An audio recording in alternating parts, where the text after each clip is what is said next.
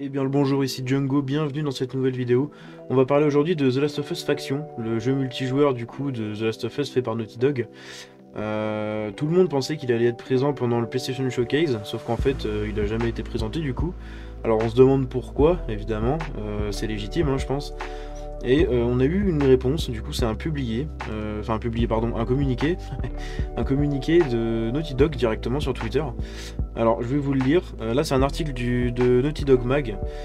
Un développement prolongé pour le multijoueur de The Last of Us, le prochain jeu solo de Naughty Dog bientôt dévoilé.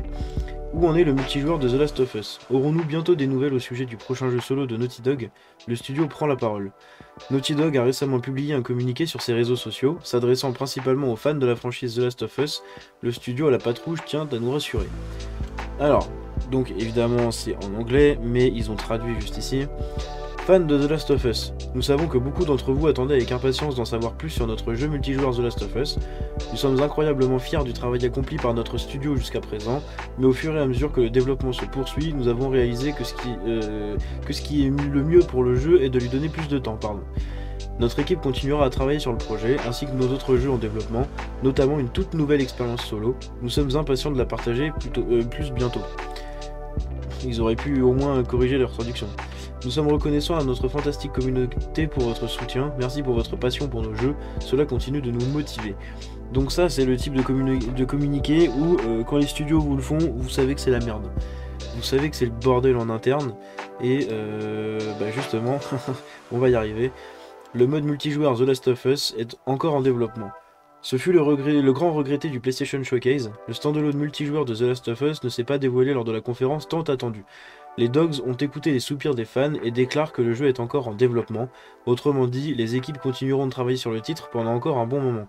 Mais ce qui fait qu'il n'a pas été présenté et qu'il n'est pas si avancé que ça, au final, c'est qu'apparemment il serait en train de bosser sur une nouvelle IP, donc une nouvelle propriété intellectuelle, une nouvelle licence, un nouveau jeu, tout simplement.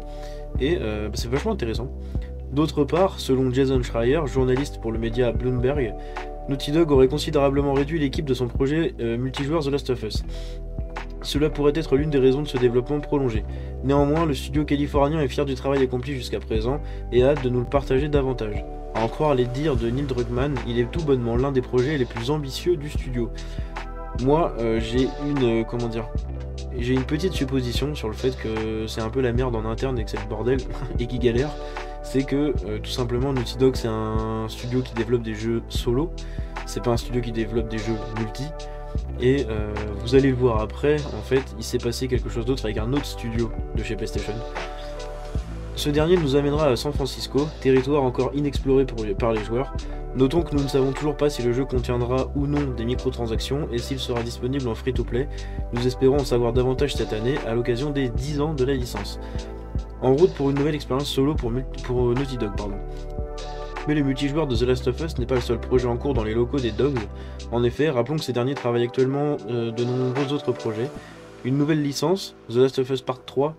Bon, je pense que The Last of Us Part 3 arrivera forcément un jour. Après, est-ce qu'ils ont vraiment envie de se remettre encore dans un Last of Us maintenant?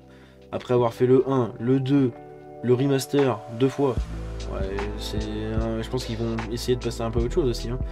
Une chose est sûre, l'avenir promet d'être radieux, et cela pourrait éventuellement justifier la réduction de l'effectif en charge du projet multijoueur. Enfin, et comme précisé dans le communiqué de Naughty Dog, il se pourrait que les fans en apprennent bientôt davantage au sujet de ce prochain jeu solo. Pourquoi pas lors du Summer Game Fest, ce 8 juin prochain. Notons d'ailleurs que c'est lors de cet événement que Druckmann a partagé le premier concept art officiel du standalone convoité. Désolé, je commence à bégayer.